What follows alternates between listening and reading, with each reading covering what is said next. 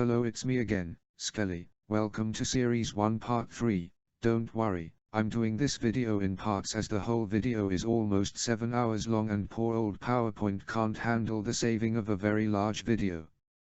Please be patient and just read the sections that interest you the most. It's possible to advance through each slide by dragging the slider bar slowly along the progress bar situated at the bottom of your screen. When you're happy, please go to the next slide. Thank you. Widow's benefit.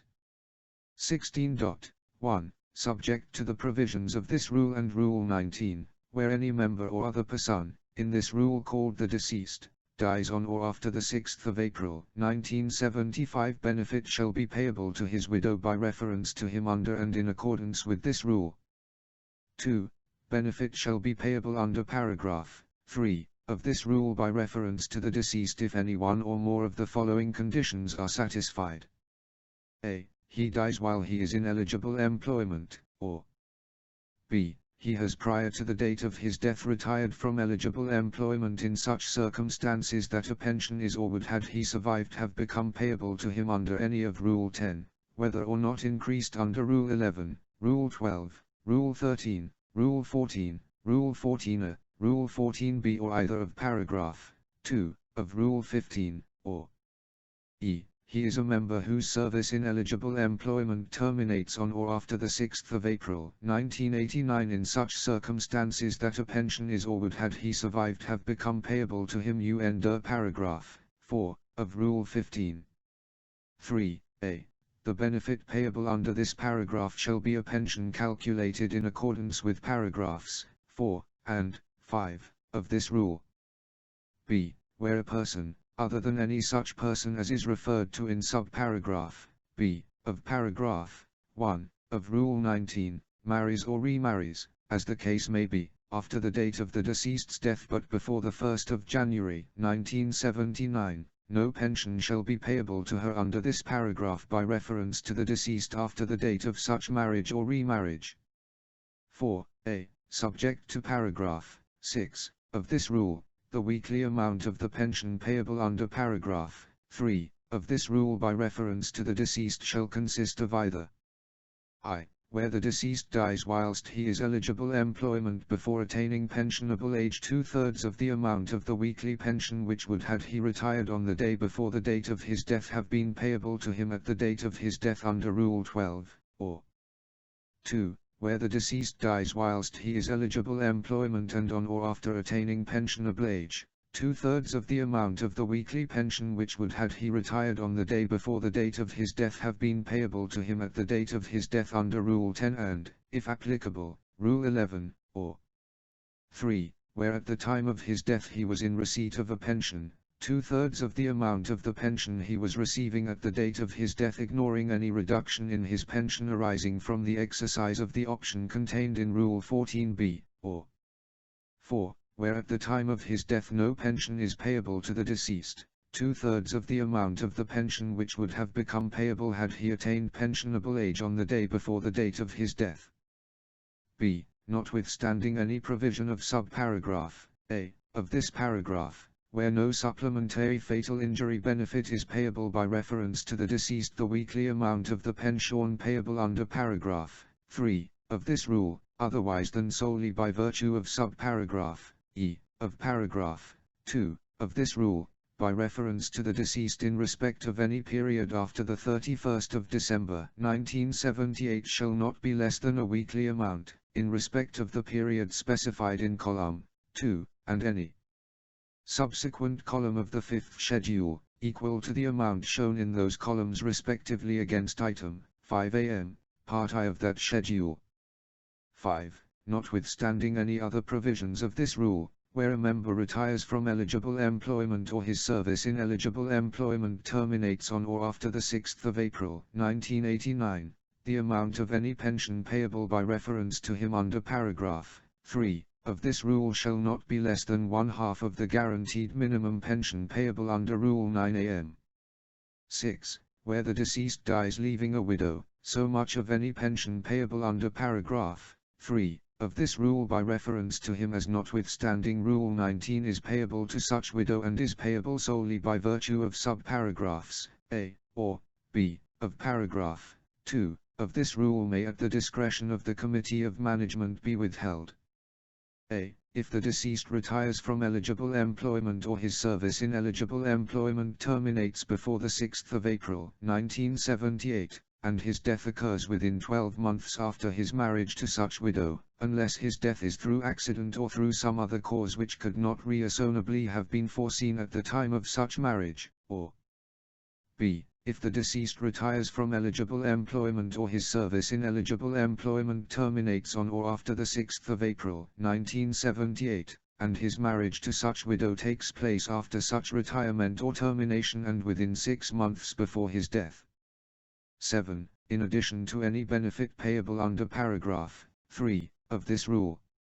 A. If before the date of his death the deceased retires in such circumstances that a pension is payable to him under Rule 10, whether or not increased under Rule 11, or Rule 14b, or his service in eligible employment terminates on his being made redundant and a pension becomes payable to him under paragraph 2, or 4, of Rule 15, and he dies before the 5th anniversary after the date upon which such pension first becomes payable to him, lump sum benefit shall be payable by reference to him of an amount equal to the weekly pension which is payable to him at the date of his death multiplied by the number of weeks, a fraction of a week being treated as a whole week, between the deceased's death and the 5th anniversary of the date when such pension first becomes payable to him.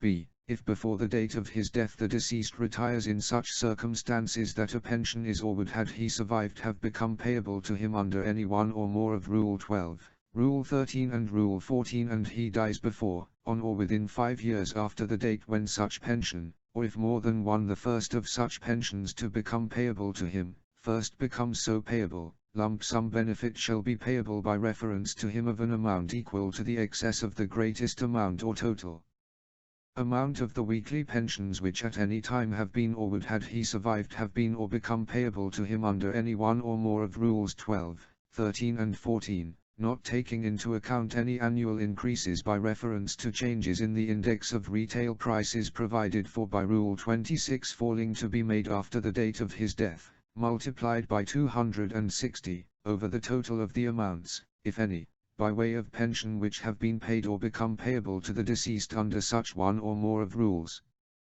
12, 13 and 14 as shall have been applicable. 8a. In addition to any other benefit payable under this rule, lump sum death in service benefit shall be payable under this paragraph by reference to the deceased if he dies while he is in eligible employment. B. The amount of the lump sum death in service benefit payable under this paragraph shall be whichever one of the following applicable amounts is the greatest. I. An amount of 156 times the amount of any weekly pension which would have been or become payable to the deceased referred to in and as calculated for the purposes of paragraph 4 of this rule. 2.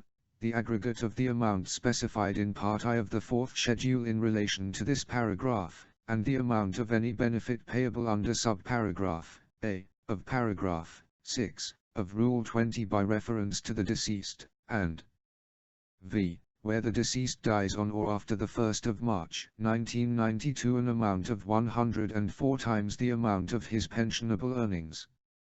9a. In addition to any other benefits payable under this rule, a lump sum death benefit shall, subject to the provisions of paragraph 10 of this rule, be payable under this subparagraph by reference to the deceased if he satisfies the conditions specified in paragraphs 2 or 4 of Rule 15 and dies before the pension becomes payable to him under the provisions of either of those paragraphs. B. The amount of the lump sum death benefit payable under this paragraph shall be 156 times the amount of the weekly pension which would have been payable to the deceased had his pension become payable on the day prior to the date of his death and on the basis that he made no election in accordance with the provisions of paragraph 5 of Rule 10 provided that if the benefit payable under the scheme and rules as they had effect immediately prior to the 1st of March 1992 would be greater than the lump some death benefit payable under this paragraph, the former benefit shall be payable. 10a. Subject as hereinafter provided, where after retirement from eligible employment on or after the 6th of April, 1975 the deceased dies as a result of an industrial accident or at premises on which persons are in eligible employment, lump sum industrial death benefit shall be payable to his widow under this paragraph by reference to him if one or both of the following conditions are satisfied. I. The deceased's death ensues within 3 months of the industrial accident of which it is the result, or 2. That death ensues without the deceased having ceased to be incapable of work. B. The amount of the lump sum industrial death benefit payable under this paragraph shall be whichever shall be applicable of the following amounts.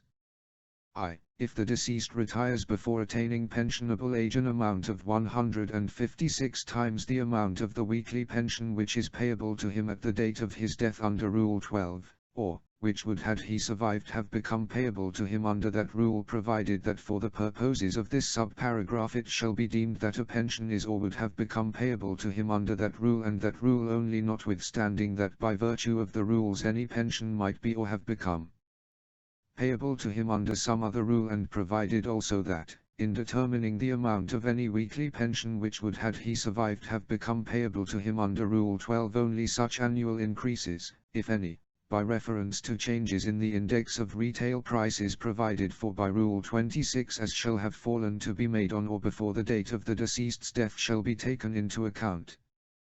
2. If the deceased retires on or after attaining pensionable age, an amount of 156 times the amount of the weekly pension payable to him at the date of his death under Rule 10, and if applicable increased under Rule 11.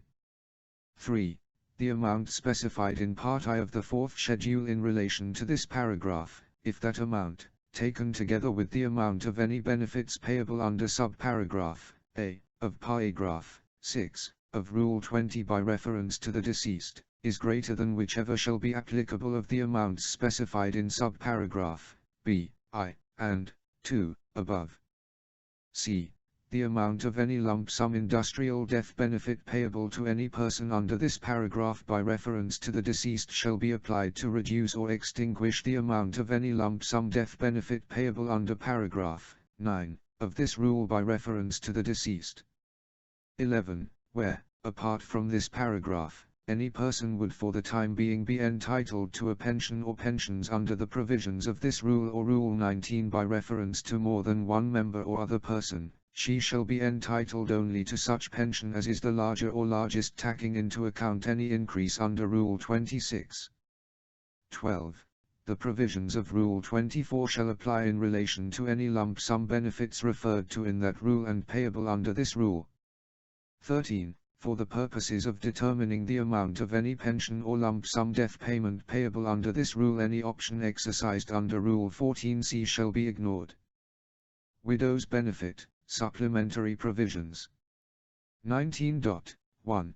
Paragraph 3 of this rule shall apply where at the date of the death of a member or other person, in this paragraph and paragraphs 2 and 3 of this rule called the deceased, there is living any person, in this rule called an alternative beneficiary, who does not upon such death become the deceased's widow, but who, if the deceased is a man and retires from eligible employment or his service in eligible employment terminates on or after the 6th of April, 1978, is a dependent in relation to him, and a. Where the deceased dies on or after the 6th of April, 1975, is at the date of his death living with the deceased as his wife and being maintained by him, and or alternatively b. Where the deceased dies on or after the 6th of April, 1975, has at the date of his death the care and maintenance of any child of the deceased to whom benefit is payable under Rule 20 by reference to the deceased, and or alternatively c. Where the deceased dies on or after the 1st of January, 1979, is being wholly or mainly maintained by him at the date of his death and is not and has not at any time been entitled to benefit under Rule 20 by reference to the deceased as a child of his. 2. For the avoidance of doubt it is declared that paragraph 3 of this rule is capable of applying whether or not the deceased has left a widow surviving him, and b. shall continue to apply if the conditions specified in paragraph 1 of this rule are satisfied and if the deceased has left a widow surviving him but such widow dies or ceases to be a widow in relation to him. 3a. Where this paragraph applies, any benefit payable under paragraph 3 of Rule 16 by reference to the deceased shall be payable wholly to the deceased's widow, if any, unless the Committee of Management in their discretion determine to deal with it in either of the following ways, namely: I.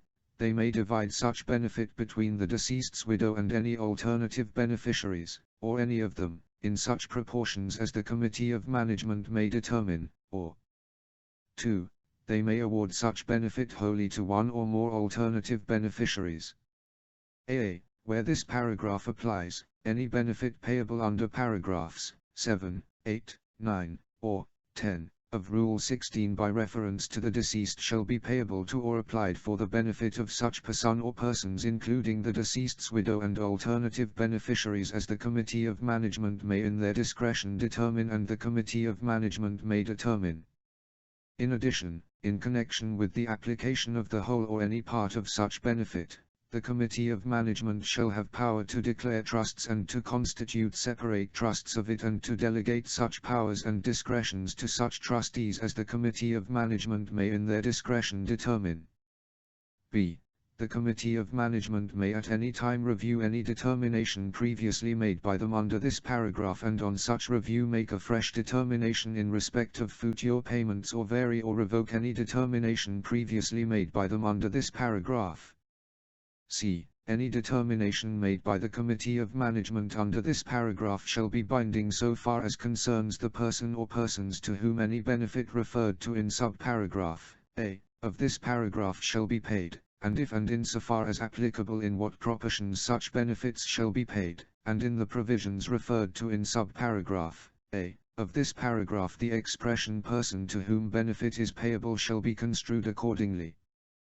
d. Notwithstanding any of the foregoing provisions of this rule, if an alternative beneficiary who does not at the date of the deceased's death have the care and maintenance of any such child as is referred to in subparagraph b of paragraph 1 of this rule marries or remarries, as the case may be, after the date of such death but before the 1st of January 1979, no benefit shall be payable to her by virtue of any determination of the Committee of Management under this paragraph after the date of such marriage or remarriage. e. The provisions of Rule 24 shall apply in relation to any such lump sum benefits referred to in that rule and payable under Rule 16 as are paid to any person by virtue of paragraphs 1 and 2, and this paragraph of this rule. f. Any reference in the rules to any pension or other benefit payable, paid or received under Rule 16 shall include a reference to any such pension or other benefit payable, paid or received as the case may be to or by any person by virtue of paragraphs 1 and 2, and this paragraph of this rule. 4. In making any determination under paragraph 3 of this rule, the Committee of Management shall not have regard to any pension payable to the deceased's widow, if any, under Rule 9 am, and shall proceed as if no such pension was payable, whether or not the total amount of the pensions payable by reference to the deceased to such widow and any alternative beneficiaries under the rules is increased by virtue of that rule, such determination and this subparagraph. 5. For the avoidance of doubt and for the purposes of the interpretation of paragraph 1 of this rule, any reference to the words man and wife shall be read if the deceased is a woman as a reference to the words woman and husband respectively. Children's benefit.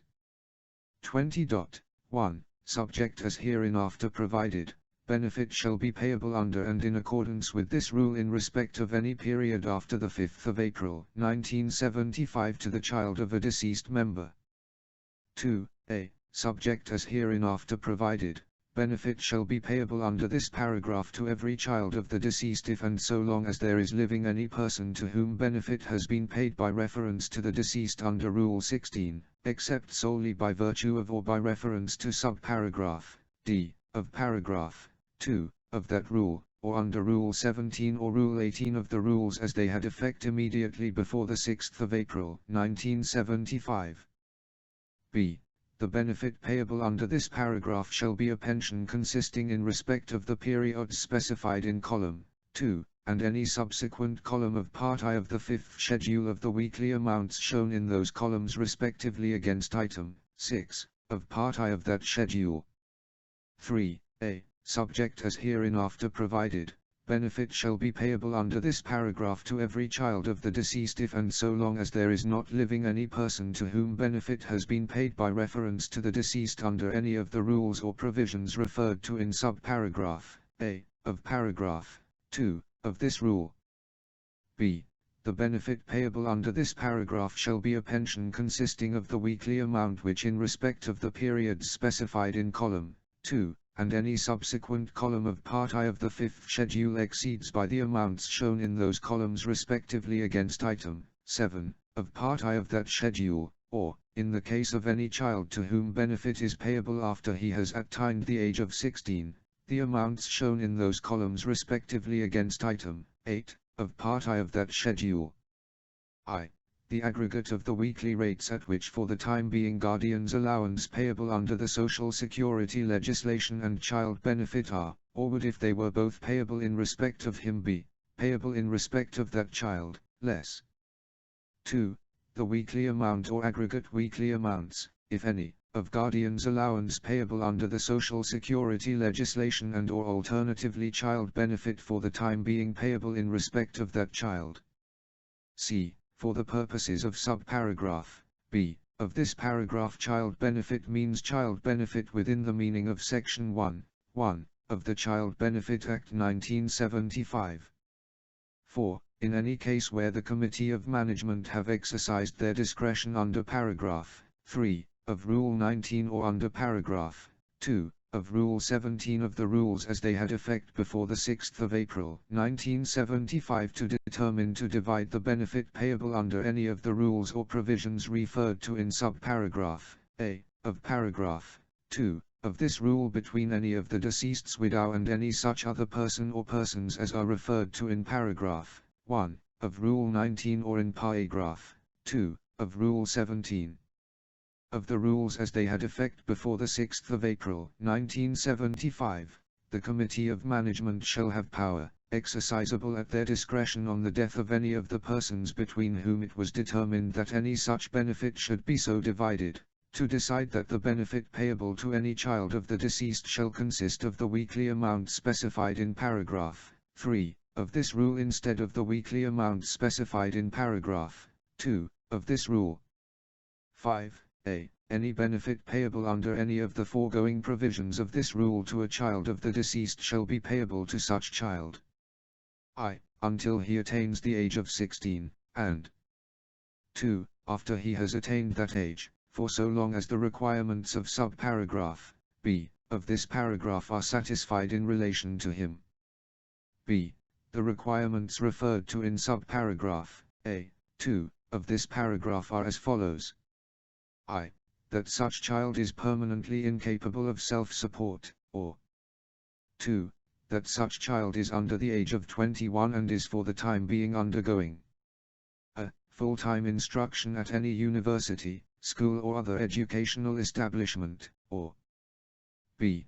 training by any person for any trade, profession or vocation in such circumstances that such child is required to devote the whole of his time to such training for a period of not less than 2 years, and while he is undergoing such training the emoluments receivable by him, or payable by the person providing such training in respect of him, exclusive of any emoluments receivable or payable by way of return of any premium paid in respect of such training, do not exceed £5.80 per week in respect of any period after the 5th of April, 1975.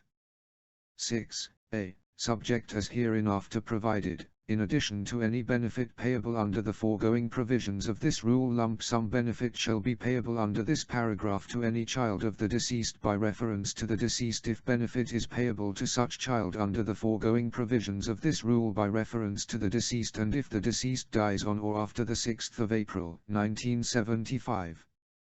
I. while he is a member in eligible employment, or 2. As a result of an industrial accident or at premises at which persons are in eligible employment in circumstances satisfying either of the conditions specified in subparagraph A of paragraph 10 of Rule 16.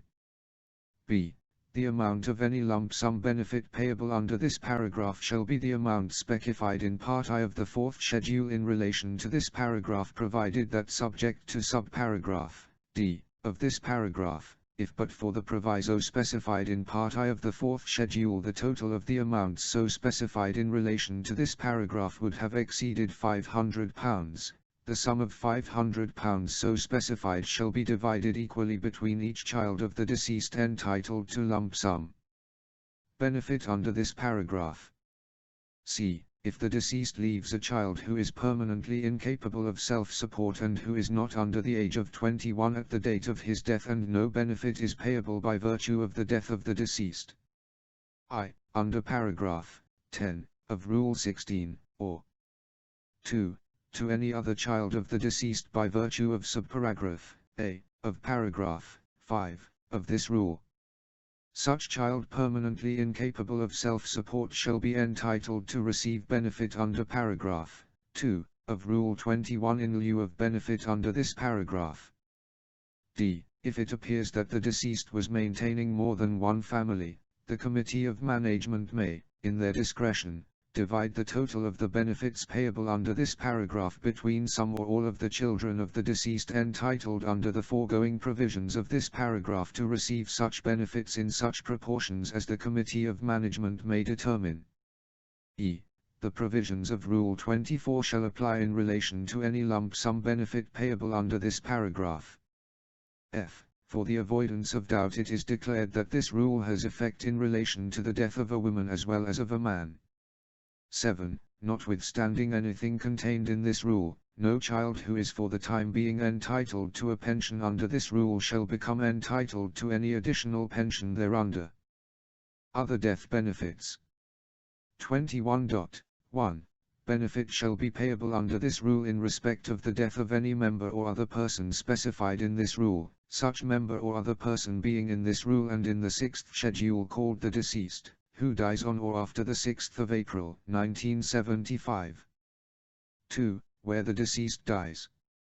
A. While he is a member in eligible employment, or B. After retirement from eligible employment on or after the 6th of April, 1975 as a result of an industrial accident or at premises at which persons are in eligible employment in circumstances satisfying either of the conditions specified in subparagraph A of paragraph 10 of Rule 16, but without leaving any person to whom benefit is payable by reference to him under Rule 16, except solely by virtue of or by reference to subparagraph D of paragraph 2 of that rule, or Rule 20, other than subparagraph C of paragraph 6 of Rule 20. Lump sum benefits of the amounts specified in Part I of the Fourth Schedule in relation to this paragraph shall be payable under this rule by reference to the deceased to the persons indicated in that schedule. 3. Subject to the provisions of paragraph 4 and 5 of this rule, lump sum benefit consisting of the aggregate of whichever shall be applicable of the following amounts shall be payable under this rule to the estate of the deceased by reference to him. A. Where the deceased dies. I. While he is a member in eligible employment, or 2. In the circumstances specified in subparagraph B of paragraph 2 of Rule 16, whether or not leaving any person to whom benefit is payable by reference to him under that rule, or 3. After becoming a member of the scheme and after he has retired from eligible employment on or after the 6th of April, 1975, but not in the circumstances specified in subparagraph B of paragraph 2 of Rule 16. An amount in respect of a refund of the contributions paid or deemed to be paid or payable by or in respect of the deceased, in the Sixth Schedule called the deceased's contributions, and, if and insofar as shall be applicable, of units standing to the deceased's credit calculated in accordance with the provisions of the 6th schedule and with compound interest at 3% per annum until the date of the deceased's death calculated in accordance with Rule 44, and in the case of units standing to the deceased's credit from the 3rd of April, 1961. B. If the deceased dies while in eligible employment but without leaving any person to whom benefit is payable by reference to him under Rule 16, whichever one of the following applicable amounts is the greatest. I. If the deceased dies before attaining pensionable age, an amount of 156 times the amount of the weekly pension which had the deceased retired on the day before the date of his death but on or after the 6th of April, 1975 would have been payable to him at the date of his death under Rule 12, or, if no such pension would have been payable to him under that rule, the weekly pension, if any, which would have become payable to him had he retired as mentioned above but survived, provided that for the purposes of this provision it shall be deemed that a pension would have been or become payable to him under that rule and under that rule only, notwithstanding that by virtue of the rules a pension might have been or become payable to him under some other rule, and provided also that in determining the amount of any weekly pension which would, had the deceased survived, have become payable to him, only such annual increases, if any, by reference to changes in the index of retail prices provided for by Rule 26 as shall have fallen to be made on or before the date of the deceased's death shall be taken into account, or 2. If the deceased dies on or after attaining pensionable age, an amount of 156 times the amount of the weekly pension which had the deceased retired on the day before the date of his death but on or after the 6th of April, 1975 and on or after attaining pensionable age would have been payable to him at the date of his death under Rule 10. And if and insofar as applicable Rule 11, or 4, if the deceased dies on or after the 1st of March, 1992, an amount of 104 times the amount of his pensionable earnings. C. Where the deceased dies in the circumstances specified in subparagraph B, or E, of paragraph 2, of Rule 16 but without leaving any person to whom benefit is payable by reference to him under Rule 16, the aggregate of the following amounts. I. The amount of the benefit, if any, which would have been payable by reference to him under paragraph 7, of Rule 16 had there been any person to whom it was payable, and 2. The amount of the benefit, if any, which would have been payable by reference to him under paragraph 9, of Rule 16 had there been any person to whom it was payable. D. Where the deceased dies. I. In the circumstances specified in subparagraph B, of paragraph 2, of Rule 16, or 2. After becoming a member of the scheme and after he has retired from eligible employment on or after the 6th of April, 1975 but not in the circumstances specified in subparagraph B, of paragraph 2, of Rule 16. But without leaving any person to whom benefit is payable by reference to him under Rule 16, except solely by virtue of or by reference to subparagraph D, of paragraph 2, of that rule, the amount of the benefit, if any, which would have been payable by reference to him under paragraph 10, of Rule 16 had there been any person to whom it was payable. 4. There shall be deducted from the amount of the lump sum benefit payable to the deceased's estate by virtue of subparagraph A, of paragraph 3, of this rule the aggregate of whichever shall be applicable of the following amounts. A. An amount representing the actuarial value as at the date of the deceased's death of any pensions payable by reference to him under paragraph 3, of Rule 16, by virtue of subparagraphs A, B, or E, of paragraph 2, of that rule or under Rule 20. B.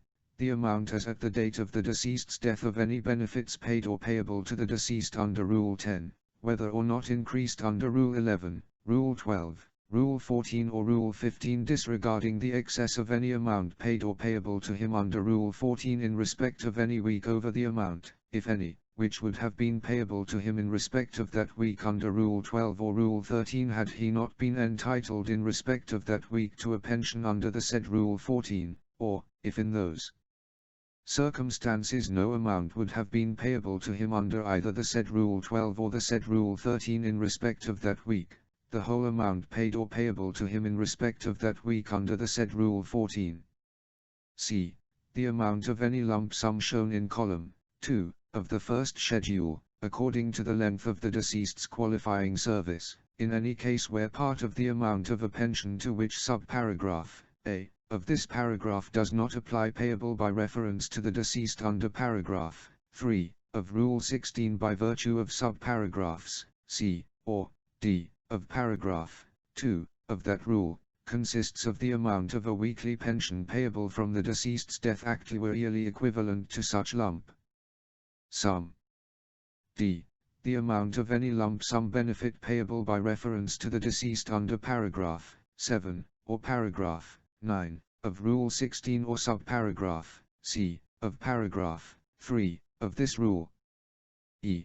The excess of the amount of any lump sum benefit payable by reference to the deceased under paragraphs 8 and or alternatively 10 of Rule 16 or alternatively any lump sum benefit payable under subparagraph D of paragraph 3 of this rule over the aggregate of whichever shall be applicable of the following amounts. I. The amount specified in Part I of the fourth schedule in relation to paragraph 8 of Rule 16 as shall have been taken into account for the purposes of determining the amount of any lump sum benefit payable by reference to the deceased under paragraph 10 of Rule 16. 2. The amount specified in Part I of the fourth schedule in relation to paragraph 10 of Rule 16, insofar as any lump sum benefit is payable by reference to the deceased under that paragraph, and 3. The total amount of the benefits, if any, referred to in subparagraph D of this paragraph payable by reference to the deceased. 5.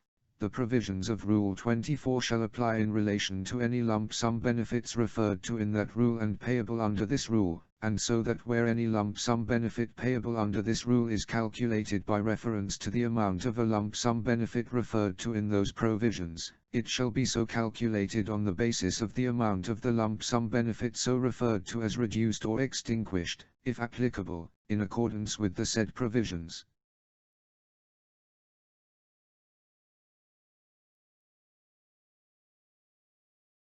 Re-employed pensioners. 23.1.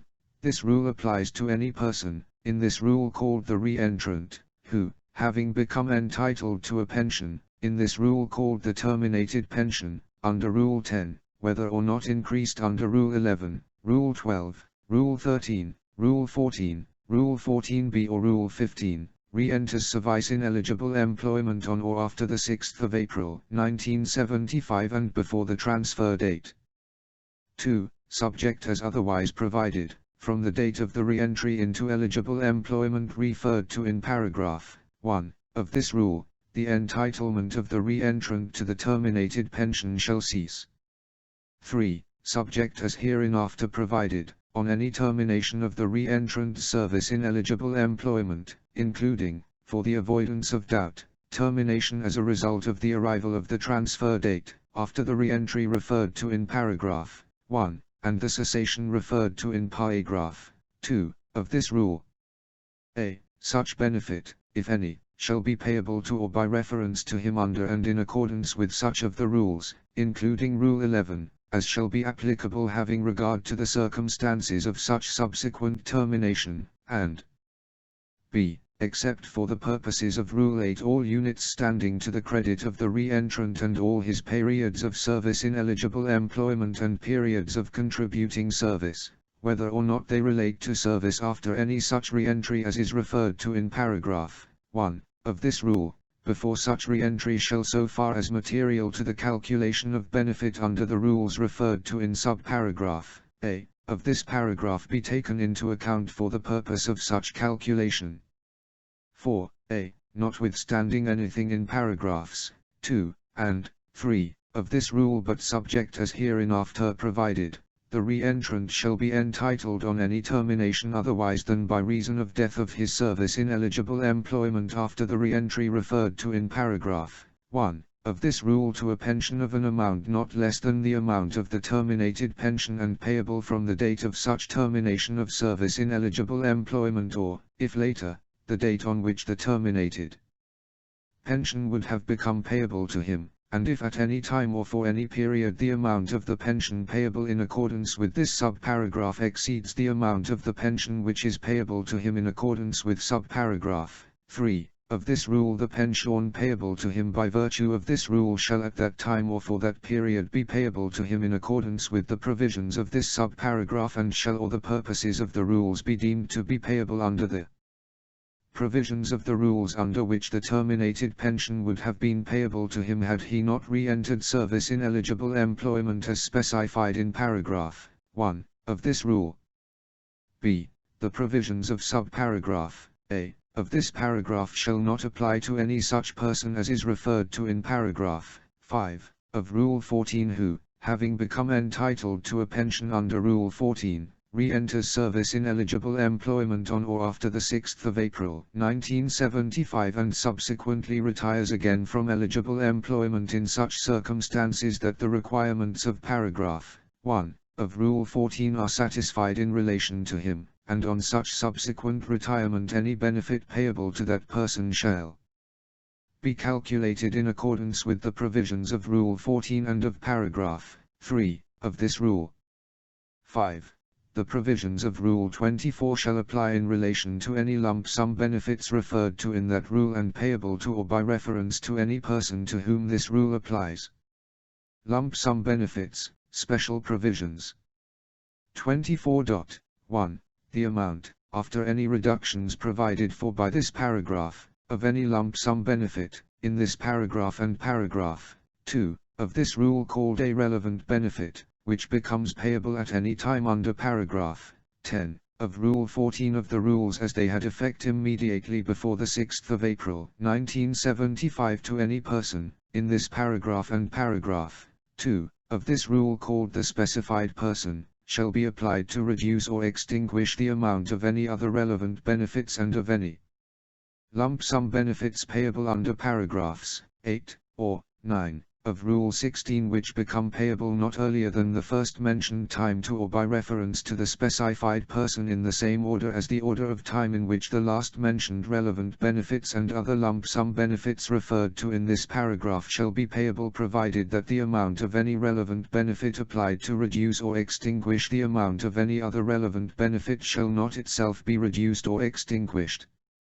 by the amount of such other relevant benefit or any part thereof. 2a.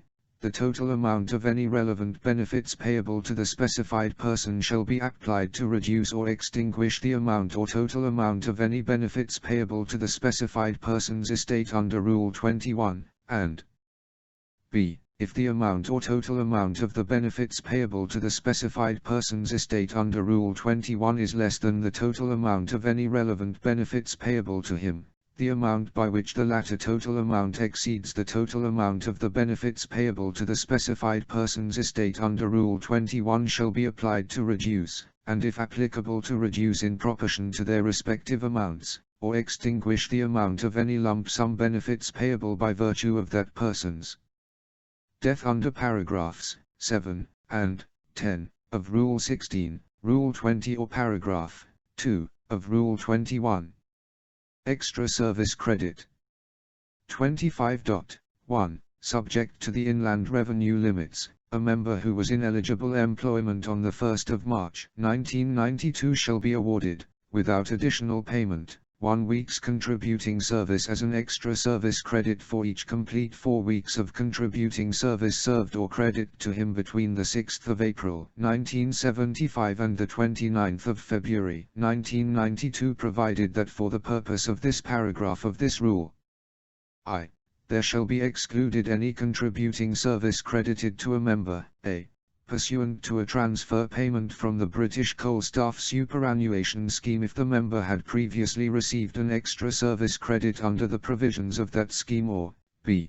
pursuant to a transfer payment from an occupational pension scheme other than the British Coal Staff Superannuation Scheme or, c. pursuant to a payment made in respect of a transfer from a personal pension scheme approved under Chapter 4 of Part 14 of the Income and Corporation Taxes Act 1988, and 2. The total number of weeks of contributing service awarded pursuant to this rule shall not exceed 220. 2. Subject to inland revenue limits, a member who was in eligible employment on the 3rd of July 1994 shall be awarded, without additional payment, 1 week's contributing service as an extra service credit for each complete 14 weeks of contributing service served or credited to him between the 6th of April 1975 and the 2nd of July 1994, provided that there shall be excluded any contributing service credited to a member, a. pursuant to a transfer payment from the British Coal Staff Superannuation Scheme if the member had previously received an extra service credit under that scheme, or b. pursuant to an occupational pension scheme other than the British Coal Staff Superannuation Scheme, or c. pursuant to a payment made in respect of a transfer from a personal pension scheme approved under Chapter 4 of Part 14 of the Income and Corporation Taxes Act 1988.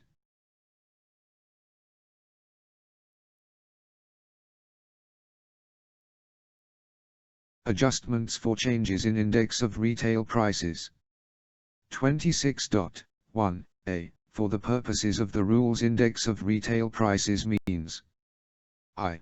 The general index of retail prices for all items shown in the monthly digest of statistics published by the Central Statistical Office, or 2. In the event of that index ceasing to be published, such other national index as the Committee of Management, having regard to the advice of the actuary, shall determine as being the most suitable for the purposes of this rule, provided that if such other index was first published after the 6th of April 1975, such adjustment, if any, shall be made in the figures of the said index, having regard to principles analogous to those provided for in paragraph 5 of this rule, as may be determined by the actuary. b. For the purposes of this rule, I. The review date in relation to any year means the 1st of October. 2. Agreed month means before the guarantee date any month agreed by the principal employer and the union for the purposes of this rule, and on and after the guarantee date any month determined by the Committee of Management with the agreement of the guarantor for such purposes, and 3. The relevant date in relation to the index of retail prices and in relation to any agreed month means the date falling within that agreed month selected for the purpose of the computation of the index of retail prices relating to that month. 2. Subject as hereinafter provided. A. The total weekly amount at the review date of any pension payable under the rules to any member or other person, but excluding the weekly amount of any guaranteed minimum pension which has become payable under the provisions of Rule 9am, and the weekly amount of any pension payable to any member or other person pursuant to Rule 5. b. The amount of any payment of earnings taken into account for any purpose in calculating pensionable earnings in relation to any person under Rule 8, and c. The total weekly amount of any pension which will become payable under the provisions of paragraph 2 of Rule 15.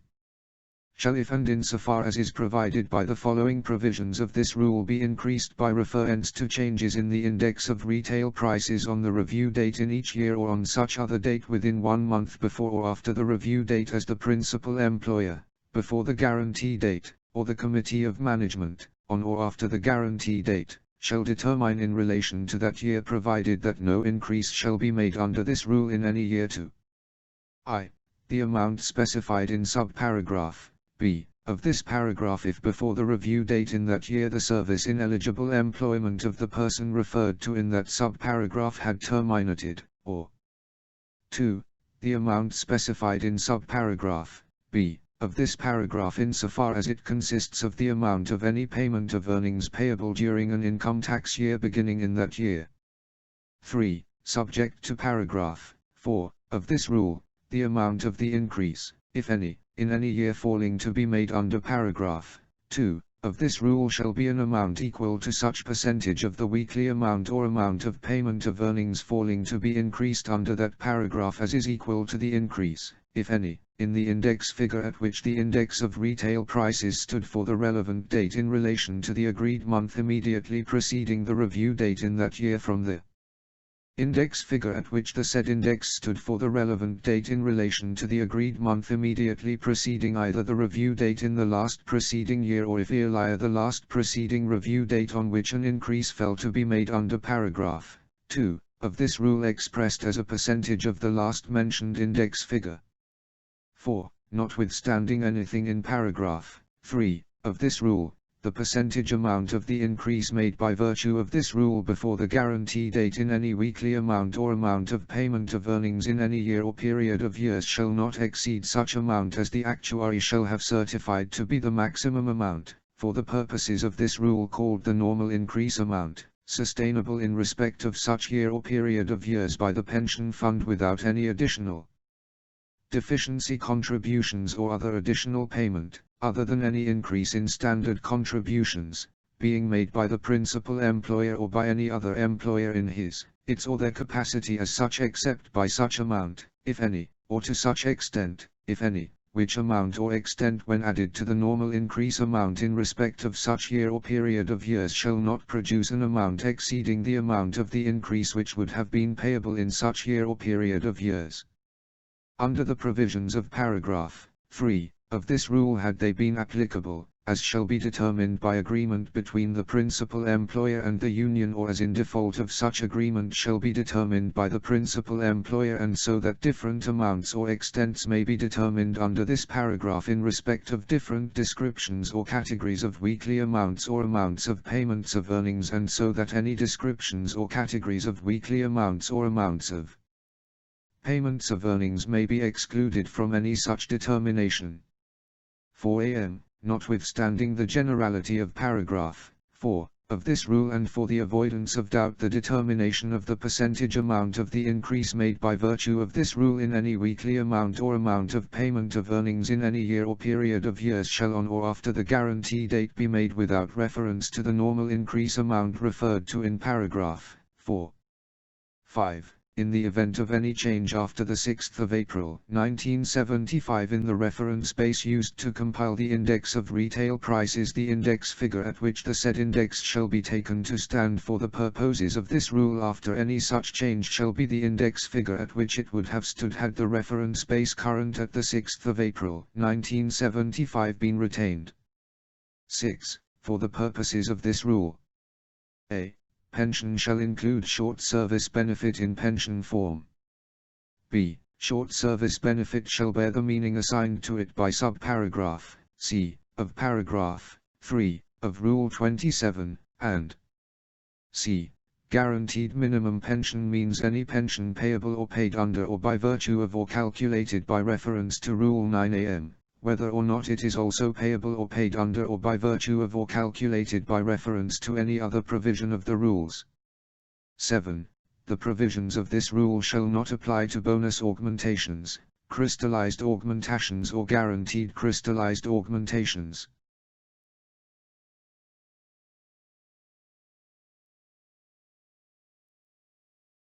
Additional 1990 pensions increase.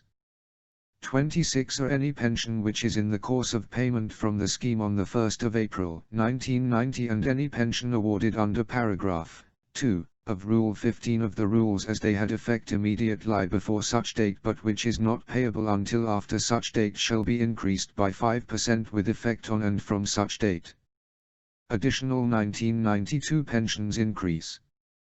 26a.1. Any pension which is in the course of payment from the scheme on the 1st of March, 1992 and any pension awarded under paragraph 2 or 3 of Rule 15 but which is not payable until after such date shall be increased, before any increase pursuant to Rule 26, by 8% with effect on and from the 28th of September, 1992.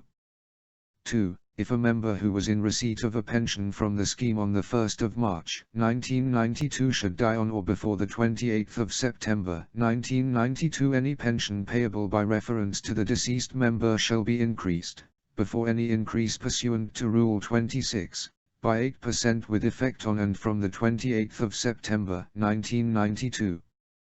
Additional 1994 pensions increase.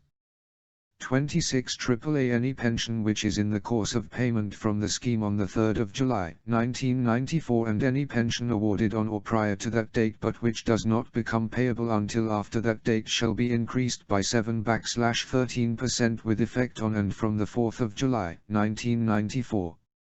Revaluation of deferred pensions.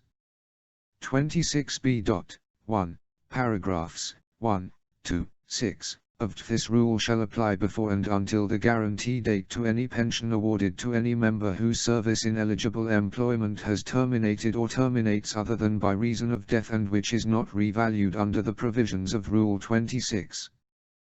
2. That part of any pension referred to in paragraph 1 of this rule which is in excess of the guaranteed minimum pension as defined in Section 35 of the Pensions Act shall, if the member's contributing service terminates at least 1 year prior to his attaining pensionable age or 1 year prior to his earlier death if he dies before attaining pensionable age, be increased in accordance with the provisions of paragraph 3 of this rule. 3.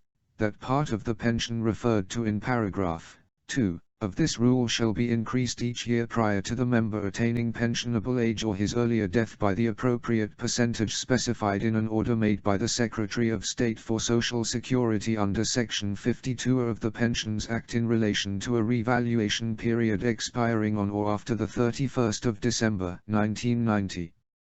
4. For the purposes of this rule, if a member's service in eligible employment terminated on or before the 31st of December 1989, such service shall be deemed to have terminated on that date.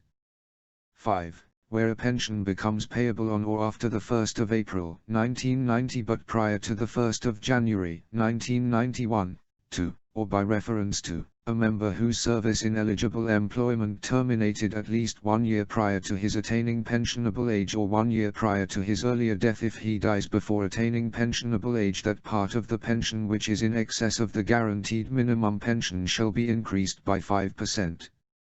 6. Notwithstanding the foregoing provisions of this rule, if a member's contributing service terminated on or after the 1st of January 1986 and at least 1 year prior to his attaining pensionable age or 1 year prior to his earlier death if he dies before attaining pensionable age, that part of the pension which is in excess of the guaranteed minimum pension payable to, or by reference to, such member shall be increased in accordance with the provisions of this rule or, if greater, the provisions of Sections 52A and 52B of and Schedule 1A(m)(2), the Pensions Act as originally enacted in the Social Security Act 1986 and not as amended by the Social Security Act 1990.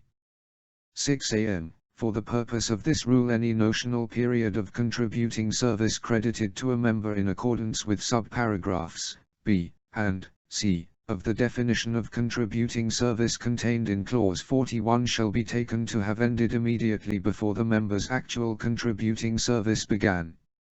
7. For the avoidance of doubt, this rule shall not apply to pensions in payment which will be increased in accordance with the provisions of Rule 26. 7. With effect from the guarantee date, the provisions regarding annual increases to pensions set out in Rule 26 in respect of pensions in payment shall apply also to deferred pensions, to which paragraph 1 of this rule relates, but with references therein to review date being construed in relation to deferred pensions as references to the 31st of December, and the agreed month being agreed separately for the purposes of this provision, and for the purposes of calculating the increase of any such pension for any year. The rate before the increase takes effect shall be taken to be the rate at which the deferred pension would have been payable had it become payable immediately before the increase date in that year.